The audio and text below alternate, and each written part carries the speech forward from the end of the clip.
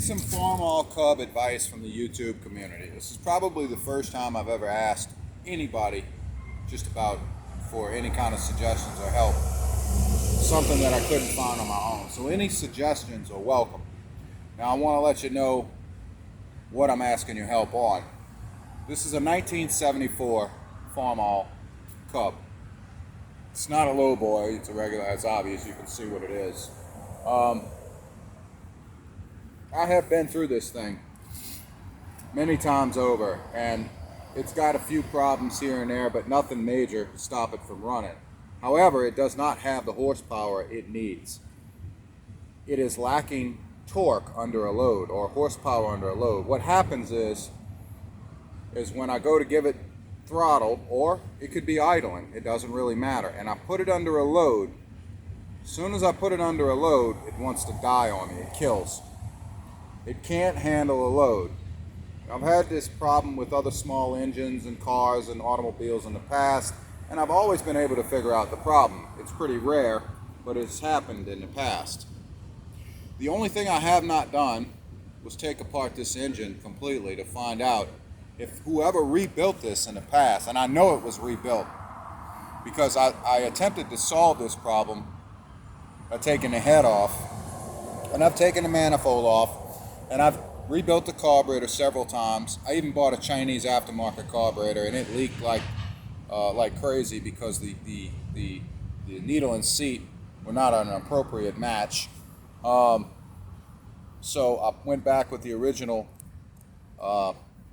international carburetor, and I felt the more original it was, the better anyway. So I rebuilt that carburetor twice, made sure that it was up to par and working fine.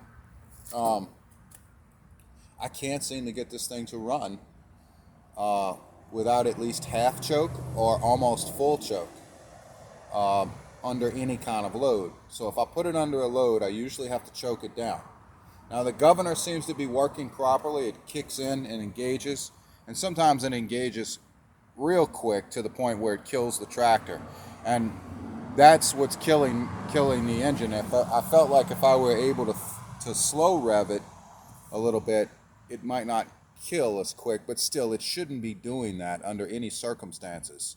I don't know any engine that you can't wrap the throttle on and it not kill without there being a problem.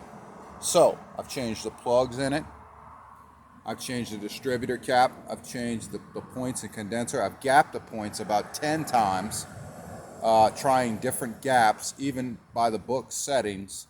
I have not changed the coil.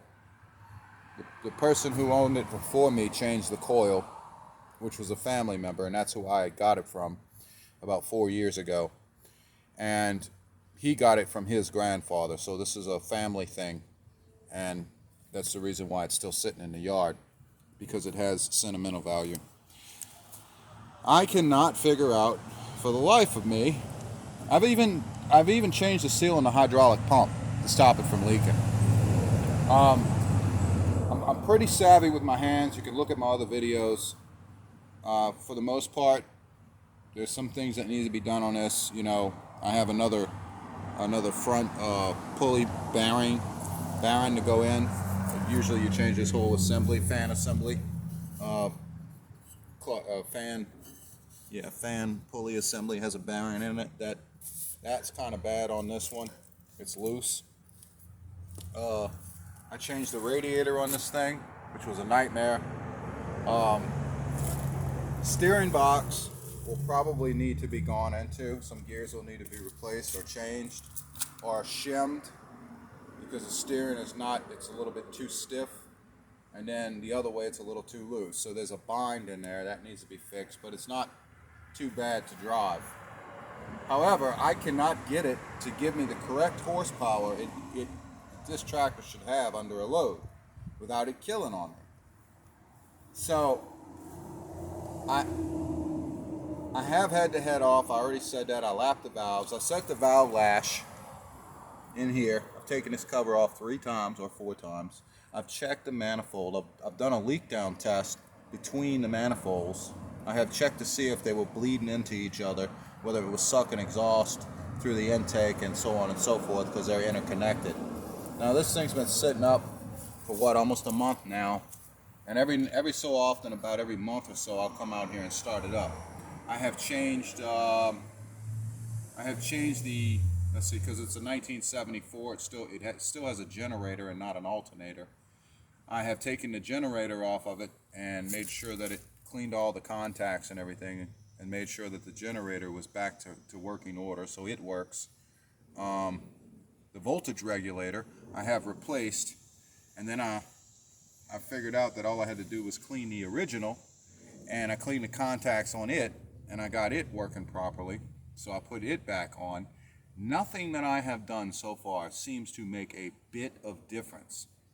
I changed the head gasket when I put the new one on. I noticed that the pistons, the engine must have just been rebuilt not long ago, because I noticed they still had cross hatches where someone had honed the cylinders and put the pistons back in, and they were all facing the proper direction. And the head gasket was an aftermarket head gasket, so I know someone had been into this engine and possibly rebuilt it. It doesn't smoke, it doesn't knock, it doesn't have any problems like that. It just lacks horsepower.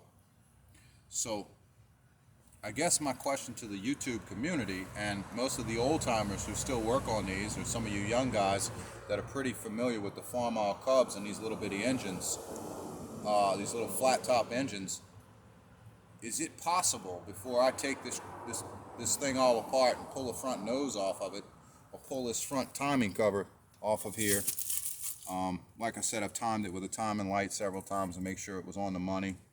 I did all of that. Is it possible that this thing is one tooth off of internal timing?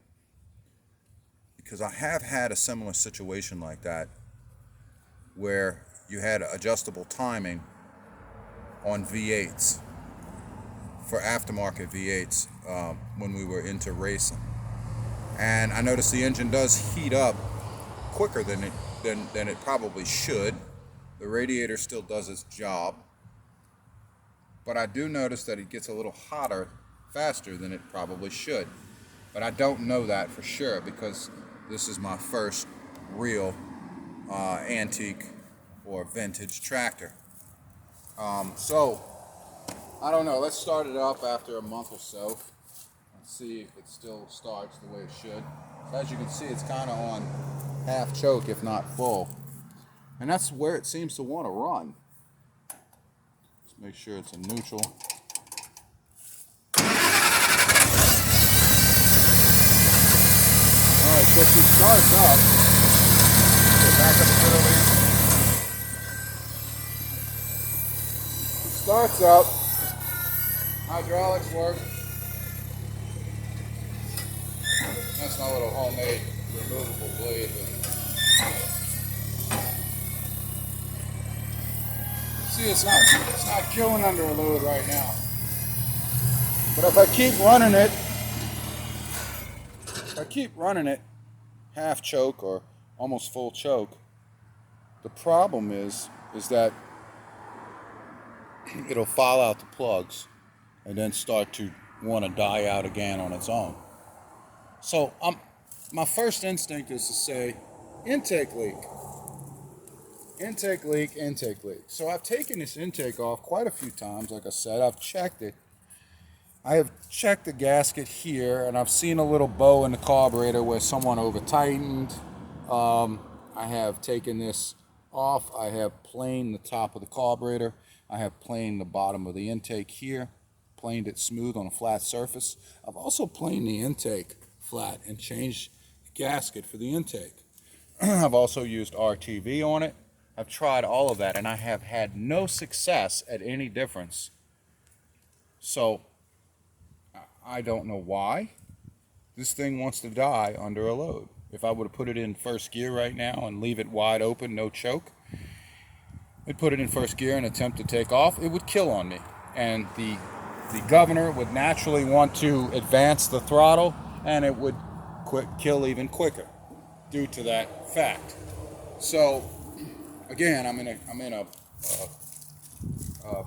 incredible bind here, because I don't know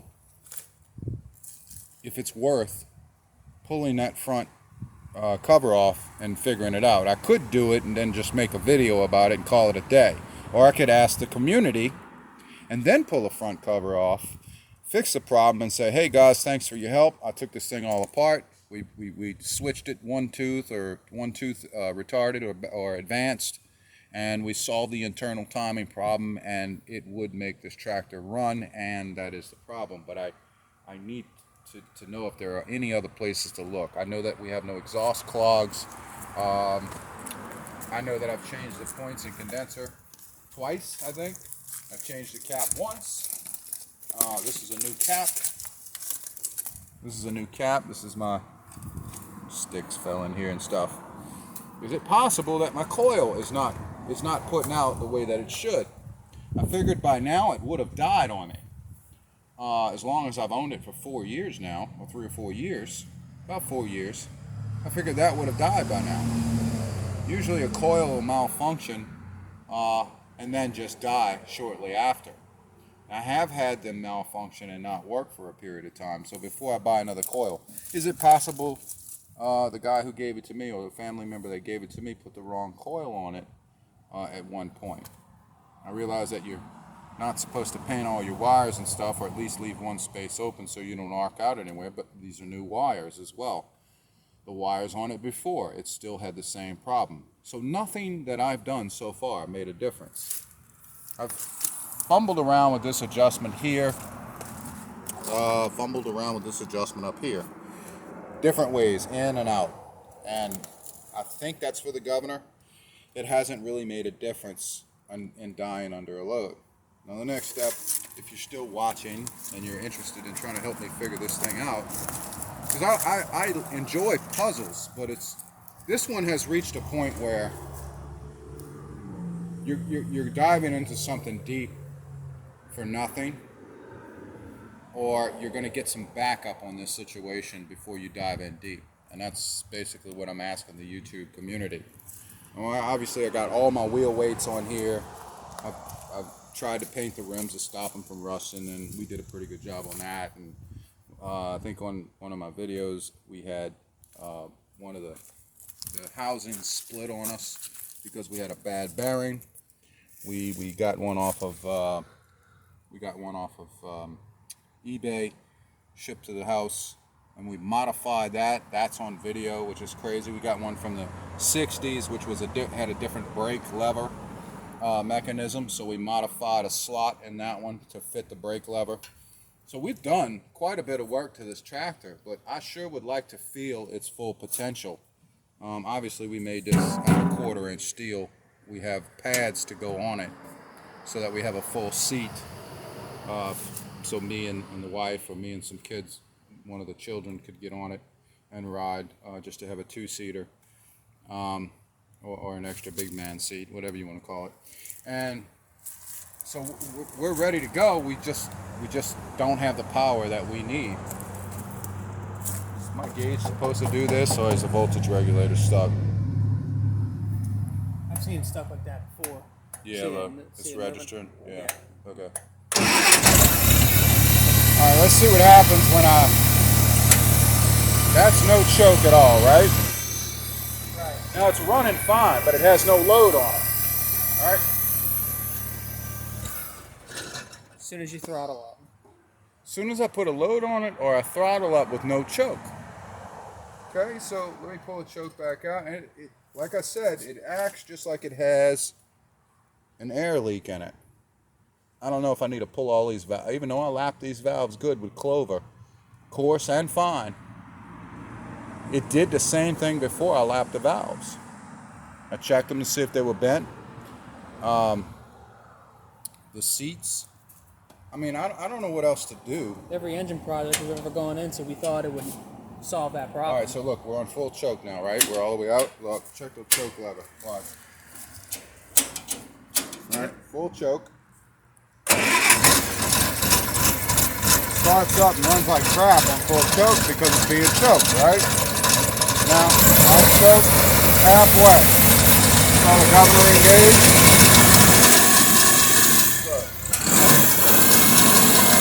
That's the governor. right? Yeah, choke and governor.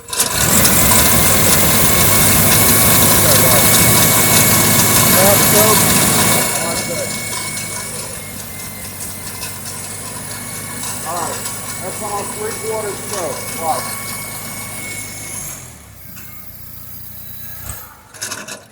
Even then, at 3/4 choke.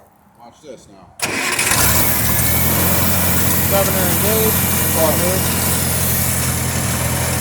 A little bit more choke. Right there. That's almost all the way choke.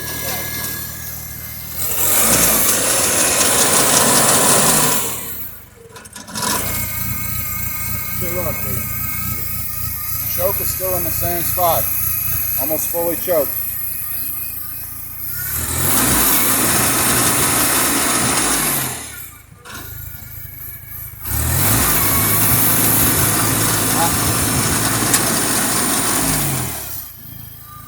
See, now it's no choke. It'll run okay for a little while, but as soon as you stick it under a load, it's gone. Or if you try to throttle up. So you get my problem. It's been doing that since the day I owned it. No matter what I did to it. And I think I've over-explained this video a little bit too much for you guys. So if there's anybody out there that's got any advice on this little 4-cylinder, what liter is this little thing? It's like it's close to 1.0 liter. So it's somewhere around that ballpark. I think it's smaller than that. It's tiny little flat top. Might be a little bit smaller than that. 4-cylinder. Okay, so I have tried different things. We don't have a head gasket leak. We put a good head gasket on it, and we torqued it down properly. We did all that to it. My plugs seem to be gapped properly. Maybe I could check them again, but this will be the second time that I change the plugs if I go back into it. We have checked and double-checked nearly everything we have done to this end. Yes, I have gapped the points several times. It seems to play a slight role in it, but not nothing significant. And then it goes right back to normal. So you saw how it acted. It's almost as if it's got a huge intake leak. Or a dead valve or a bent valve, but none of the valves seem to be bent. I lapped each one of them.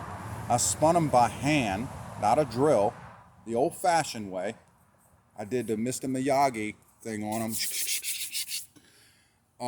Got all that done. We have actuated the engine too while the cover was off to see if all valves were moving. Have we not? Yes. Yeah, properly to make sure that there was nothing stuck. We had no problems. All valves seem to click down in their seats properly. I have put oil around the valves, the transmission fluid, to see if they would seep down. None of them have seeped down. They seem like they're sealing good. It doesn't really seem to have a miss unless you guys can detect that in a video. I don't hear a miss. I don't feel a miss. So I'm stuck with one idea left, and I'm not trying to steer you into it, but if there's some other anomaly here that I'm missing, like these intakes are separated in the middle somewhere, or it's broken, but I've already checked that to see if there was, I don't know, maybe I'm overlooking something. Let me know if you've ever had any experience with these things being one tooth at a time. And mind you this, when I put the timing light on here, this thing seems to time out correctly. Advance and retard properly. Yes, following all book procedures. So, I don't know if I need to pull just this cover off and I can findangle and work around it. It doesn't look that way. It looks like I got to pull this whole front housing off. I don't know that. We'll get into that if we have to get into it. And people always talking about when you change something, change the governor anyway because they go bad or something. This governor seems to be operating properly, but it still shouldn't cause that throttle up kill like it's getting too much air. It just seems like it's getting too much air for the load that it has. I've checked the carburetor diameter size. It seems to match the one that is for this tractor that was bought from on a slow boat from China or whatever. It seems to match too. So I don't think somebody put an oversized carburetor on this, so or the jets are too big. I'm not sure, but I don't think so. I just don't get it. All right, guys. Thank y'all for watching. Let me know.